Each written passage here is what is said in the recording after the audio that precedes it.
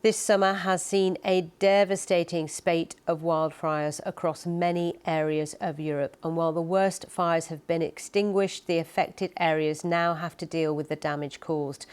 The country that suffered the most this summer in terms of land burned is Spain. Guy Hedgecoe reports from there on the economic impact of the wildfires.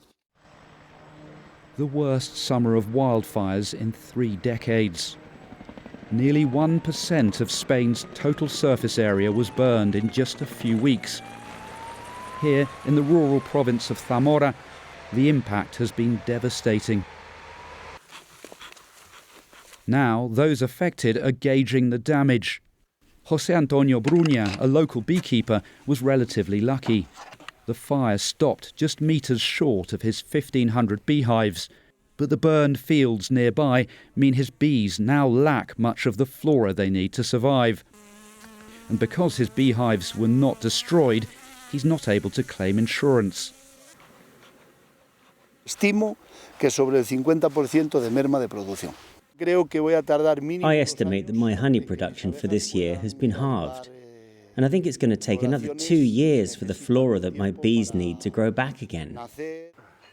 Tourism, which represents 13% of national GDP, has been severely affected by the wildfires. This lake, which is a major attraction for visitors, was closed down as the fires approached in the middle of last month. In August, this area was at full capacity in terms of tourism and people who have second homes here. And then, on August 18th, it dropped down to 10%. Since we arrived here at this lake, a new fire has started behind us. Now, nearly all the major fires here in Spain this summer have been in the vast, sparsely populated rural areas of the country, like here in the northwest. People who live in these areas have long complained of an abandonment on the part of the central and local authorities, which they say has had huge economic repercussions.